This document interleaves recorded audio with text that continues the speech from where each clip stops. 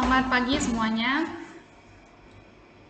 Pagi, Bu. Ya, oke, Pagi, Bu. kita sudah Pagi, sampai Bu. di pertemuan 11. Ya, hari ini sudah pertemuan 11. Dan ini sudah 3 pertemuan sebelum UAS berarti. Kemudian materi hari ini yaitu domain BAI dan domain APO pada COVID-5. Tetapi kita akan bahas ulas sedikit tentang materi yang sebelumnya untuk menyegarkan, karena kalau cuma bicara domain saja nanti terlalu sedikit perkuliahannya ya, jadi kita ulas dulu sedikit tentang COVID ya. Jadi mudah-mudahan sih sebenarnya tidak lupa, tapi tidak apa-apa kita ulas lagi. COVID-5 itu adalah sebuah kerangka kerja yang menjadi pedoman ya, pedoman dari penyusunan tata kelola TI di sebuah organisasi. Jadi dapat diterapkan oleh organisasi untuk menerapkan tata kelola TI yang baik. Jadi itu pedomannya ya. Jadi bukan cuma sekedar alat untuk mengaudit, tetapi pedoman untuk membangun tata kelola TI di perusahaan. Tetapi mengapa kita pelajari sementara mata kuliah kita adalah audit? Mata kuliah kita kan audit SI, karena dengan adanya kerangka kerja itu, dengan adanya panduan itu, kan itu menjadi pedoman, panduan bagi perusahaan untuk membuat tata kelola TI yang bagus itu bagaimana. Nah, kemudian mereka akan mengerjakan sesuai dengan pedomannya, sesuai dengan pemetaan yang sudah dilakukan, yang mana yang sesuai. Kemudian untuk memastikan apakah sudah benar pekerjaan yang dilakukan, diperlukan kegiatan audit. Jadi makanya kita kok mata kuliah audit belajarnya tata kelola ya, karena tata kelola itu adalah dasarnya ya, landasannya mengapa audit dilakukan ya, karena kita mau menyesuaikan apakah sudah benar tata kelolanya sudah dikerjakan atau belum. Nah, kemudian COVID itu singkatan dari Control Objective for Information and Related Technology, merupakan kerangka kerja yang disusun oleh IT Governance Institute atau ITGI. Nah, kemudian tujuannya adalah memaksimalkan nilai TI terhadap bisnis. Jadi dikatakan bahwa waktu itu ya, kamu mudah-mudahan masih ingat, investasi TI itu nilainya besar, mahal. Ya, jadi belanja TI ini lumayan merogoh kantong perusahaan, sehingga kan sudah bayar mahal-mahal, pasti diharapkan adanya pengembalian ekonomis dari investasi yang dilakukan. Keinginannya adalah bagaimana supaya investasi yang dilakukan itu memiliki nilai tambah bagi organisasi. Ya, makanya eh, salah satu tujuan diterapkannya COVID-5 adalah memaksimalkan nilai tambah TI itu, ya, memaksimalkan keuntungan. Kemudian COVID-5 itu mengatur tata cara untuk melakukan monitoring, audit, risk assessment dari proses-proses manajemen. Kemudian merupakan kerangka kerja manajemen TI yang komprehensif yang dipandang sebagai best practice dari tata kelola dan manajemen TI. Jadi dia memberikan saran apa yang harus dilakukan, karena kan ada pemetaan yang bisa dilakukan. Nah, waktu itu sudah saya minta translate, tapi ternyata Anda translate benar-benar translate, tabelnya tidak diindahkan. Jadi itu bukan peta lagi, gimana cara membacanya saya sudah tidak mengerti yang kalian buat itu. Harusnya Anda tetap membuat sesuai dengan peta, sesuai dengan tabelnya. Jadi ketika dilihat, oh visi perusahaannya ini, kemudian tinggal dicari, kemudian gampang memetakan ke bawah. Kalau cuma sekedar ditranslate kan bingung, ini bagaimana cara memetakan. Makanya namanya pemetaan ya, jadi bukan cuma sekedar Anda diminta translate saja. Untungnya itu tidak saya jadikan nilai tugas ya, kalau tidak ya rugi ya saya, Anda cuma copy paste juga. Nah, kemudian memberikan saran tadi ya, jadi apa yang harus dikerjakan? Tadi kan sudah dilakukan pemetaan, setelah dilakukan pemetaan, oh ini yang cocok nih untuk perusahaan ini. Sesuai dengan visi organisasi kalian, yang harus diterapkan adalah proses TI nomor sekian. Ya, domain TI ada berapa ya? Ada yang ingat nggak kamu? Domain COVID-5 ada berapa ya? Siapa yang mau jawab nih? Egi, ada 5 ya? Iya, ada 5. Nah, waktu itu juga udah dibaca sama Trendy Halim semuanya. Semua subdomainnya atau proses TI-nya. Ada berapa Trendy? Trendy atau Timothy Ada waktu dibaca? 30? Hah? Ada 30? 30. Iya, ada 37 ya. Jadi domainnya ada 5, prosesnya ada 37. Kan banyak sekali, makanya diperlukan pemetaan sesuaikan dengan tujuan organisasi masing-masing. Jadi tidak semua perusahaan harus menerapkan 37 proses itu. Proses itu 37 aja udah banyak. Di dalam proses 37 itu ada lagi subprosesnya. Totalnya mungkin sampai ratusan proses yang harus dikerjakan. Jadi nggak semua perusahaan wajib mengerjakan itu, maka dilakukan pemetaan. Nah, dari pemetaan itulah diketahui, oh perusahaan A, perusahaan Anda harus mengerjakan proses-proses nomor sekian, sekian, sekian. Nah, itu ya fungsinya pemetaan. Makanya Anda, kalau yang kemarin masih copy paste saja tabelnya, masih cuma sekedar ditranslate biasa tanpa mengindahkan bentuk tabelnya, silakan tobat ya, dibuat lagi tabelnya supaya nanti mudah dalam pengerjaan UAS. Kemudian memberikan prosedur implementasi tata kelola TI tingkat tinggi karena dia kan diterapkan menyeluruh di dalam organisasi ya, jadi dia dikatakan implementasi tata kelola TI tingkat tinggi. Nah, COVID 5 ini adalah versi kesekian dari COVID. Awalnya ada COVID 1, 2 dan seterusnya sampai ada COVID 5 dan yang terakhir adalah COVID 2019. Ini mengulang juga mengapa perlu penerapan COVID-5 karena dianggap informasi itu adalah hal yang penting di dalam organisasi, hal yang sangat dibutuhkan oleh organisasi. Tanpa adanya informasi, organisasi tidak bisa melakukan apa-apa karena apa-apa kan butuh info ya. Nah, jadi COVID disusun sedemikian rupa untuk memaksimalkan informasi di dalam perusahaan mengalir dengan baik sesuai dengan yang seharusnya terjadi.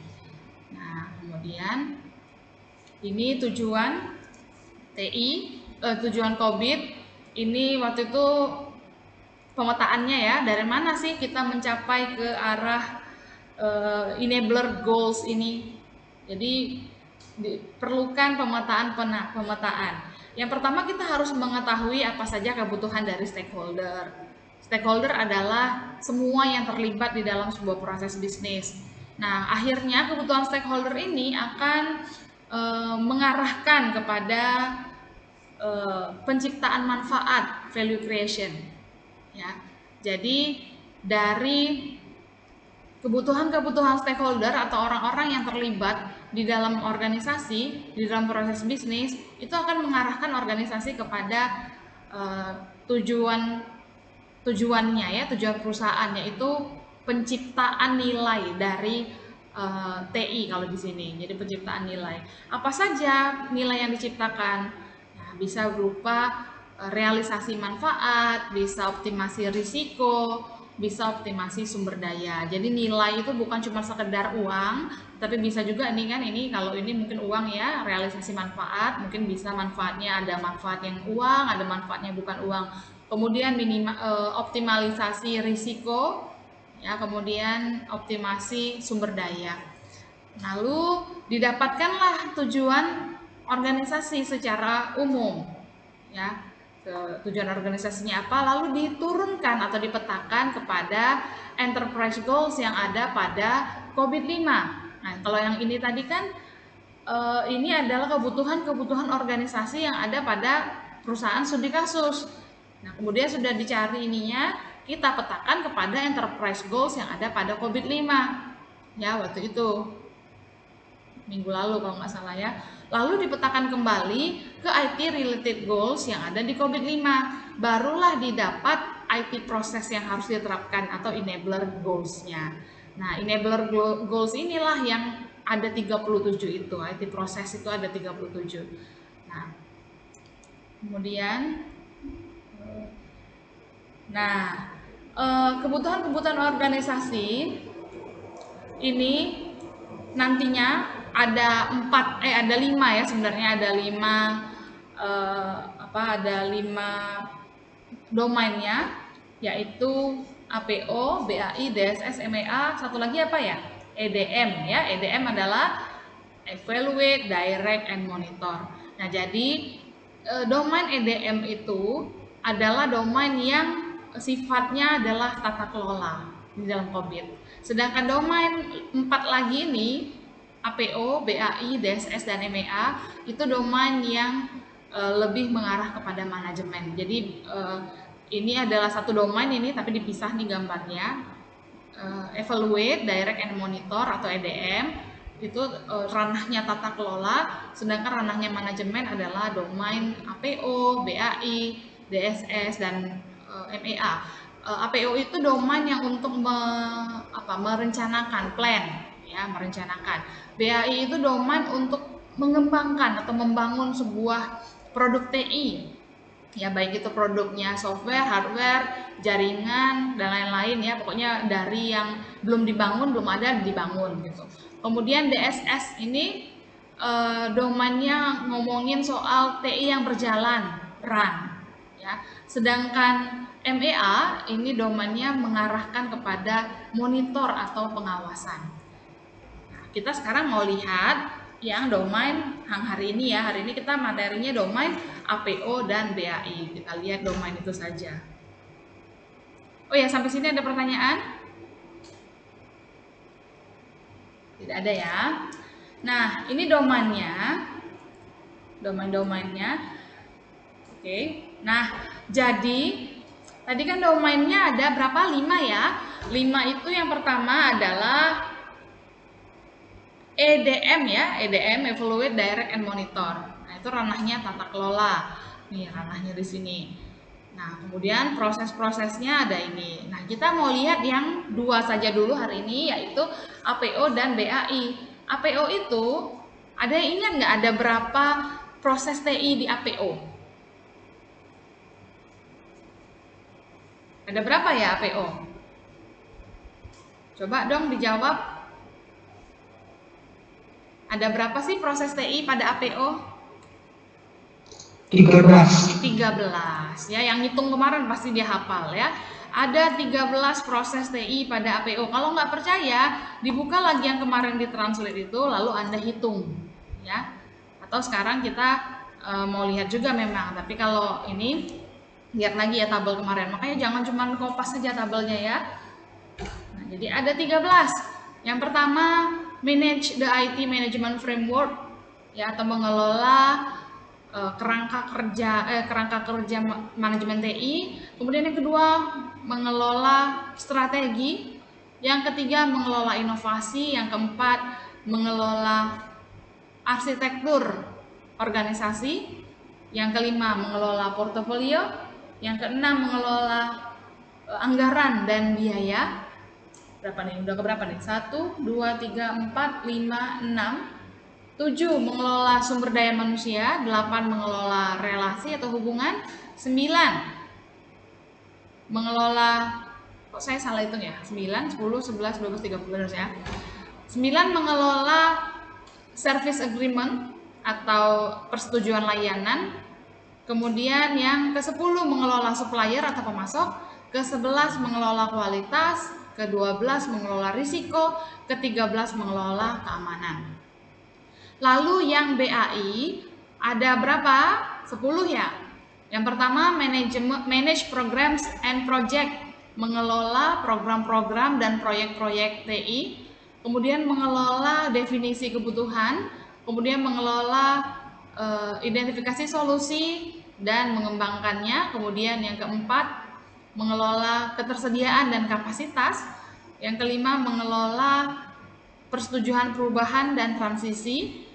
Berikutnya, mengelola manajemen perubahan organisasi, kemudian manajemen perubahan, manajemen pengetahuan, manajemen aset, dan terakhir manajemen konfigurasi. Ada berapa nih? 1, 2, 3, 4, 5, 6, 7, 8, 9, 10. Benar ya, ada 10. Jadi ada 13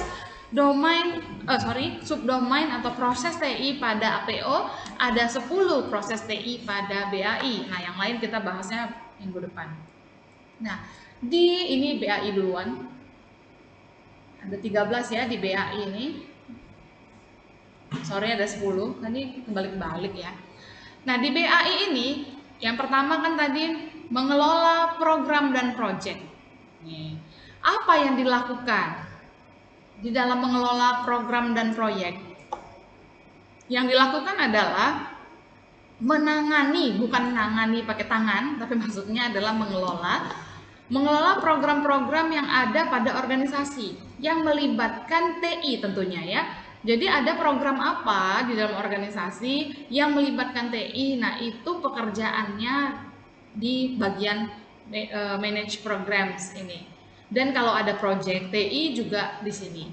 Lalu ini ya project ya.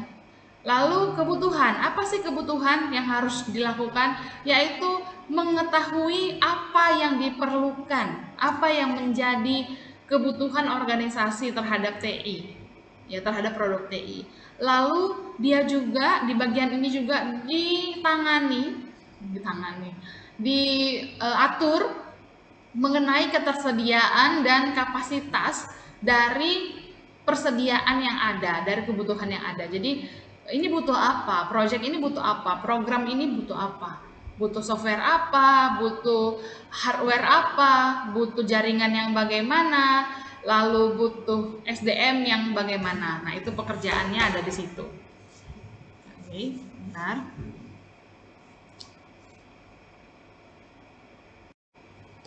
Oke, kita lanjutkan ya. Jadi tadi sampai mana tadi? Sampai ke requirement ya.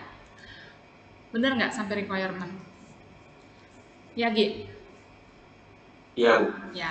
Nah, berikutnya yaitu design and build atau eh, apa? Merancang dan mengembangkan. Di sini kegiatannya adalah menangani identifikasi solusi permasalahan dan membangun solusinya. Ya, jadi di dalam proses ini dilakukan eh, mengetahui apa saja kira-kira permasalahan yang ada, kemudian apa solusinya, kemudian dibangunlah solusi tersebut. Tentunya ini semua hal yang berhubungan dengan TI ya. Lalu di bagian sini base and implement menangani eh, penerimaan dari perubahan. Jadi kan ada solusi dari TI, ada solusi TI, kemudian pasti butuh perubahan kan kalau mau dibangun. Nah, sesuatu yang baru itu bagaimana transisinya, bagaimana proses perubahannya, penerimaan terhadap perubahan proses itu bagaimana. Nah, diaturlah, kemudian nanti transisinya bagaimana. Sama seperti kalau ada kalau ada sebuah hal yang baru, yang lamanya mau diapain itu kan butuh transisi. Nah, begitu pula dengan TI. Misalnya ada aplikasi baru, ada portal baru, ada hal-hal yang baru lah. Bagaimana nih kegiatan transisinya diurus di sini. Kemudian di bagian change adalah menangani perubahan-perubahan terkait TI dan manajemen perubahan organisasi. Kemudian di bagian supporting processes menangani tentang pengetahuan di dalam organisasi, aset-aset yang dimiliki oleh organisasi dan konfigurasi-konfigurasi TI yang dimiliki oleh organisasi. Nah, lalu di domain BAI ini yang ini semua tadi ada 10 proses ini begini ininya ya bagannya. Jadi project management itu berada pada program manajemen. Kemudian dipisah menjadi dua berarti ya proses BAI. Yang pertama program manajemen, kemudian yang ini dibungkus satu satu kemasan, yang ini satu kemasan. Project Management berada pada program manajemen, kemudian bagian yang lainnya yaitu IT System Development Lifecycle Management. Nah, kemudian di dalamnya ada kegiatan-kegiatan yang ini, kemudian Manage Change IT and Organizational, di dalamnya ada kegiatan ini. Jadi ini 10 ini sebenarnya adalah dua kesatuan ya yang dipisah-pisah menjadi 10. Nah, kemudian domain APO atau align itu mensejajarkan ya, align, plan and organize. Ini kegiatannya adalah yang pertama berhubungan dengan strategi, arsitektur dan portofolio. Kegiatannya adalah mengelola kerangka kerja manajemen TI sebuah organisasi, mengatur strategi, mengatur inovasi, mengatur arsitektur organisasi, dan mengatur portofolionya. Portofolio itu sejenis cetak biru perusahaan ya. Kemudian Kegiatan berikutnya yaitu IT ongoing management yang dikelola di sini adalah mengatur anggaran dan biaya. Tentunya ini anggaran dan biaya terkait TI. Kemudian mengatur SDM yang mengelola TI di perusahaan. Kemudian mengatur relasi-relasi, ya, relasi-relasi perusahaan, siapa saja pihak-pihak yang terlibat pada perusahaan. Kemudian mengatur perjanjian pelayanan. Jadi misalnya kita menggunakan pihak ketiga dalam penyediaan jasa internet. Nah, bagaimana perjanjiannya? Atau kita menyediakan jasa kepada pelanggan kita, bagaimana perjanjian pelayanannya? Itu diatur di sini. Kemudian manajemen pasokan. Pasokan berarti berhubungan dengan bahan baku yang masuk atau barang-barang yang masuk. Di sini barang-barang yang terkait TI, ya. Misalnya pengadaan perangkat keras, pengadaan perangkat lunak dan lain-lain. Nah, itu bagaimana pengelolaannya diatur di sini. Lalu manajemen kualitas, tentunya semuanya harus sesuai dengan standar perusahaan. Nah, kualitas yang bagaimana yang diharapkan atau yang menjadi standar perusahaan diatur di sini. Kemudian manajemen risiko, karena tidak ada kegiatan TI yang tidak ada risikonya, semuanya berisiko. Nah, bagaimana penanganannya diatur di sini, siapa yang menanggung risiko tersebut, seperti yang kita sudah pelajari di pertemuan sebelum ini, yaitu tentang manajemen risiko. Risiko itu bisa diabaikan, bisa dimitigasi, bisa diserahkan kepada pihak ketiga. Nah, atur di sini. Lalu manajemen keamanan TI-nya. Kemudian hubungan domain BAI dan APO itu apa sih? Jadi mengapa sih kita memisahkan dua domain ini dipelajari di satu pertemuan? Pastinya karena ada alasan, karena mereka ini sebenarnya ada hubungan yang erat ya antara BAI dengan APO.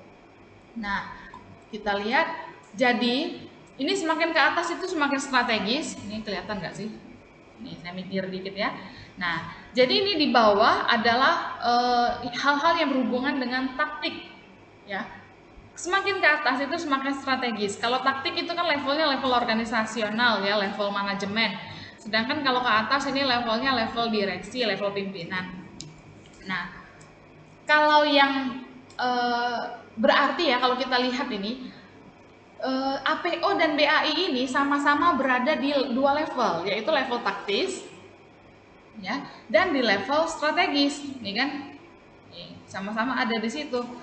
Nah, kalau yang warnanya warnanya hijau ini kan BAI ya, kalau yang warnanya biru ini APO. Ini kan APO dibagi dua kan tadi kan, ini dua, sedangkan BAI tadi dibagi menjadi yang gambar yang ini yang hijau. Nah, BAI itu yang warna hijau, yang si APO warnanya biru. Tapi APO juga ternyata masuk ke level taktik juga, kan ada di sini dia nih, yaitu di bagian IT ongoing management. Ngapain saja IT ongoing management? Yang ini nih, mengatur anggaran, mengatur SDM, mengatur relasi, mengatur perjanjian, sampai ke mengatur risiko dan keamanan. Nah, lalu si bagian APO bagian BAI yang berupa manajemen program dan manajemen project ternyata bagian dari APO. Nih, si hijau ini kan program manajemen dan generic project management ini adalah bagian dari si yang biru di belakangnya, yaitu strategi, innovation, arsitektur, portfolio management. Ya. Nah, apa saja kegiatan yang ada pada APO dan BAI ini?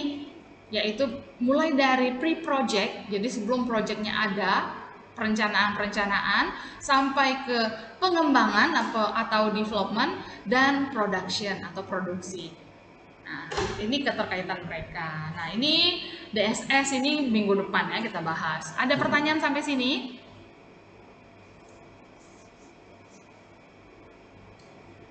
Sudah makin pusing kepalanya? Iya, tambah pusing. Iya, tambah pusing pasti ya. Nah, kalau cuma mengandalkan saya menjelaskan tentunya tidak akan bisa. Anda harus baca sendiri biar paham. Ya. Kemudian kita lanjut lagi. Kalau yang dari materi hari yang ini udah, nah saya buka buku dulu, buku COVID ya. Bentar saya cari dulu bukunya. Kita lihat masing-masing proses yang ada pada BAI dan APO.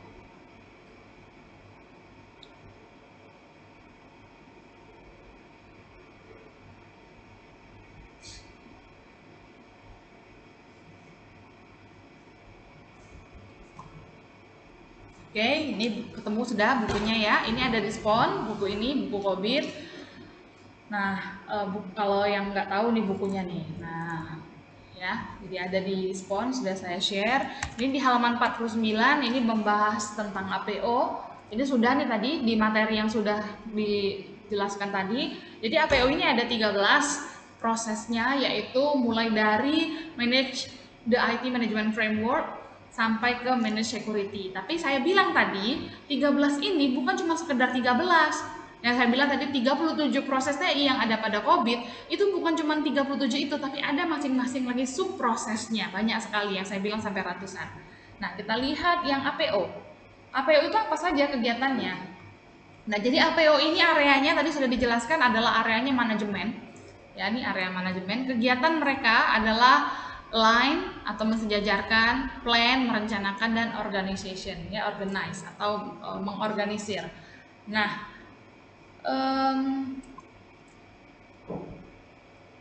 ini deskripsinya. Nah, kita lihat langsung ke IT related goal-nya ada 13 ya. Ada IT prosesnya ada 13. Nah, IT related goal yang berhubungan dengan APO adalah IT related goal nomor 1, yaitu alignment of IT and business strategy atau kesejajaran atau kesetaraan antara strategi bisnis dan strategi organisasi. Lalu IT related goal nomor 2, ini baca saja pemetaan yang lalu. IT related goal itu apa? Jadi IT related goal bahasa Indonesianya adalah tujuan terkait TI. Ya, jadi tujuan terkait TI nomor 1 yang sesuai dengan APO ini. Jadi nomor 1, nomor 2, nomor 9, nomor 11, nomor 15, nomor 16, dan nomor 17. Nah, proses-proses goals-nya ada 13 yang tadi di atas ya. Lalu yang saya bilang ada banyak, apa saja yang ada pada APO ya. APO itu ada 13 kan, APO 1 sampai 13. Ternyata APO 1 ada lagi nih, APO 11 mendefinisikan struktur organisasi. Lalu APO 12 membangun aturan dan tanggung jawab. Kan tadi kan struktur organisasinya dibuat, lalu bagaimana roles-nya, bagaimana responsibility-nya. Lalu APO 13 maintain the enablers of the management system. Ya, mengembangkan, mengelola sistem manajemen ya. Kemudian APO 14 communicate management objective and direction, ya, mengkomunikasikan tanggung jawab manajemen dan direksi. Kemudian APO 15 optimize the placement of IT function, ya, optimasi dari penempatan fungsi-fungsi TI. Lalu APO 16 mendefinisikan informasi atau data dan kepemilikan dari sistem. APO 17 mengelola peningkatan secara kontinu atau berkala dari proses-proses TI. Kemudian APO 18 maintains compliance with policies and procedures. Jadi ada 8 dari APO 1 saja. Nah, lalu belum sampai di sini ya. APO 1 bukan cuma sekedar define the organizational structure, tapi apalagi di dalam define itu ada banyak kegiatan, yaitu ini. Nah, mendefinisikan struktur organisasi itu ditarik dari mana? Ditarik dari EDM 11. Ya, evaluate, direct, and monitor 11. Ya, kemudian menuju kemana? Ditarik si struktur organisasi ini menuju ke APO 32. Ya, kemudian yang berikutnya ini APO 32 mengarah kepada APO 32, semua domain APO, semua domain BAI, DSS, dan MEA. Nah, jadi kalau mau membuat peraturan ya tata kelola TI, ini panduannya, makanya dibilang ini udah clear, silahkan dipakai, tinggal dipakai, ini udah panduannya. Jadi misalnya kalau mau membuat struktur organisasi perusahaan, struktur organisasi TI perusahaan, bagaimana? ikuti yang ini. Ya, ikuti ini lalu diarahkan, oh kamu harus lihat EDM 01. Lihat EDM 01 isinya apa? Dicek. Nanti diikuti panduan-panduannya. Nah, setelah APO 01 tadi ada APO 011. Jadi di dalam APO 01 itu ada banyak aktivitas. Nih. Ya. Ini aktivitas-aktivitasnya. APO 01 ini proses-prosesnya, aktivitasnya ada 12. Ya, kemudian ada APO 012, ada 7 aktivitasnya. Kemudian ada APO 013, ada 9 aktivitas dan seterusnya sampai ke 8 tadi ya. APO 8. Nah, itu baru APO 01, belum APO 02, 3, 4, 5, 6, 7 sampai berapa tadi? Sampai APO itu sampai 13. Oke. Nah, sampai 13 ini masing-masing punya anak cucu. Nah, ini 13 ya. Jadi semuanya masing-masing punya anak cucu. APO 01 tadi ada 8 kan? Ada 8. Nih, APO 01 ada 8. Tuh. Nah, kemudian APO 01 itu ada anaknya lagi kan? Ini APO 01, ada APO 011, 0102 sampai 0108. Nah, ini aktivitasnya di APO 0101 ini aktivitasnya. Kemudian di APO 0103 02 ada aktivitasnya. Nih. Ada berapa nih? 7. Kemudian di 03 ada 9 dan seterusnya nih sampai ke mana nih? APO 018 ada 5 aktivitasnya. Nah, itu baru APO 1. Kalau APO 2 ada lagi nih manage strategi. IT related goal-nya adalah IT related goal nomor 1, nomor 7, nomor 17. Kemudian proses-proses goals-nya ini, lalu kegiatannya atau key management practice-nya ada 6. APO 0201, 0202 sampai 0206. Kemudian proses-prosesnya ada yang APO 0201 ada 6. Kamu baca sendiri ya di rumah ya, karena kalau saya cuma membaca kan nggak nyampe ke kamu. Ini saya hanya memberitahu atau mengajarkan bagaimana cara membacanya. Kemudian APO 0203 ada 6 aktivitas. Kemudian APO 0204 ada 4 aktivitas. Kemudian APO 0205 ada 7 aktivitas. Kemudian yang 06 ada 4 aktivitas. Nah, itu APO 02. Lalu ada APO 03 dan sampai nanti ke APO 08. Ya. Kita cari saja di sini. Ini APO 04. Ini APO 6. Kemudian APO 7. Lalu ini terakhir APO 8. APO 8 ini berasal dari IT related goal nomor 1, nomor 7, nomor 12 dan nomor 17 dan proses goalnya ada 3 ini. Kemudian key management practice-nya ada 5 ya, APO 0801, APO 0802 sampai APO 0805. Kemudian aktivitas-aktivitasnya di 0801 ada 7, 0802 ada 5, di 0803 ada 5, 0804 ada 4, 080 berapa nih? 0804 ada 4, kemudian 0805 ada 3. Lalu ini APO 09 kan tadi sampai 13 ya. Kemudian yang terakhir APO 13 Manage Security. Oke, nah itu APO ya baru ya. Lalu ada DSS, BAI ya kita pelajari sekarang ya, BAI. Nah ini BAI.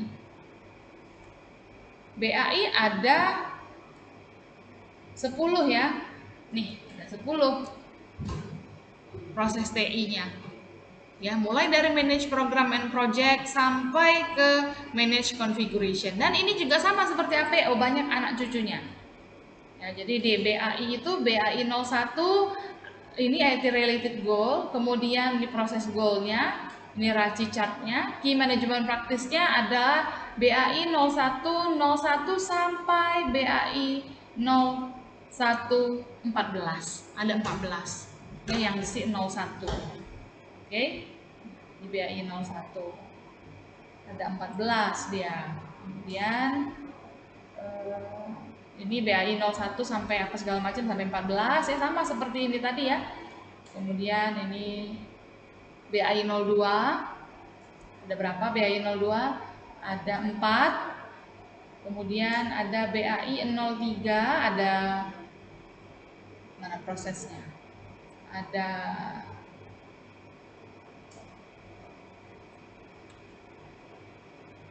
03 ada 11 ya. Kemudian 04 dan seterusnya sampai BAI 10.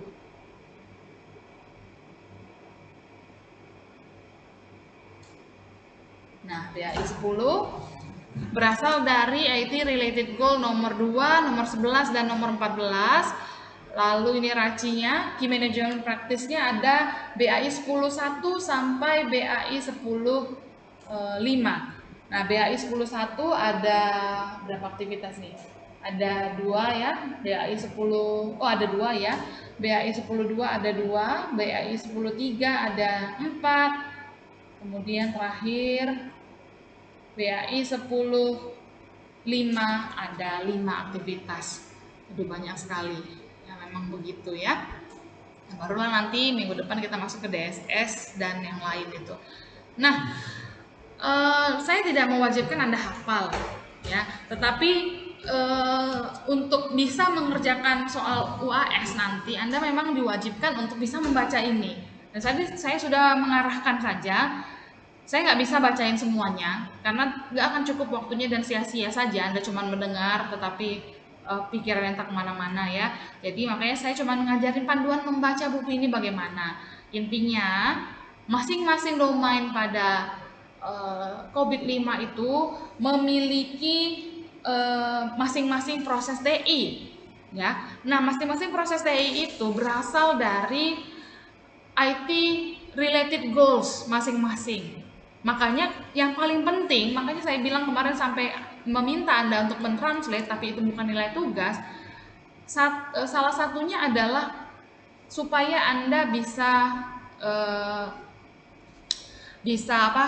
supaya Anda bisa memahami ya. Makanya kalau yang cuman copy paste atau tabelnya tidak dibuat, hanya mentranslate saja, itu sia-sia sekali loh kegiatannya. Padahal ini juga bukan nilai tugas kan, ini untuk Anda. Kalau Anda nggak punya pegangan untuk UAS nanti, gimana Anda bisa mengerjakan soalnya? Nah, jadi UAS nanti saya bilang saja open book, tapi bukunya ini loh. Memang tidak tersedia. Mengapa? Tidak ada yang translate kayak yang itu kayak buku. Silakan translate sendiri dong. Saya tidak menyediakan buku yang ditranslate. Buku saya ya ini, memang inilah yang disediakan. ISACA juga tidak menyediakan buku yang bentuknya ditranslate. Makanya saya minta kepada Anda sebagai latihan mingguannya, silakan ditranslate sendiri. Ya. Karena domain kerangka kerja COVID sendiri seluruhnya menggunakan bahasa Inggris, nggak ada yang bahasa Indonesia. Nah, Anda punya kesempatan untuk melakukan translate setiap minggu, silakan ya, untuk memahaminya. Mengapa saya harus menyediakan yang berbahasa Indonesia? Kamu nggak akan pernah paham kalau saya sediakan. Kalau Anda mengerjakan sendiri, barulah tahu, oh ini maksudnya. Biar ada kerjaan kamu dan bisa nempel di otak. Kalau cuma tersedia langsung nyaman-nyaman semuanya bahasa Indonesia, kemudian ya kamu ketika dihadapkan dengan yang sebenarnya, karena sebenarnya kerangka kerja ini berbahasa Inggris ya kamu blank, begitu ya. Nah, jadi tidak melulu karena bahasanya berbeda dengan bahasa yang kita gunakan kita jadi tidak bisa belajar, dan Anda juga sudah dikasih kesempatan. Ya, jadi saya ingatkan lagi, UASnya nanti open book, silahkan bukunya kita kayak gitu ya. yang tersedia di silabus juga seperti itu, dan saya juga selaku pengajarnya juga mendapatkan dari koordinatornya juga seperti itu ya. Jadi tidak ada yang bisa dilakukan lagi selain Anda silakan translate sendiri pribadi-pribadi ya. Dan saya juga mengajarkan berbahasa Indonesia dan saya mentranslate itu ketika saya mengajar, ada di video ini. Tetapi bukunya ya silakan Anda atur sendiri. Oke, ada pertanyaan sampai sini? Udah lumayan panjang kita.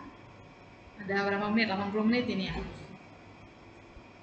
Ada pertanyaan? Tidak ada?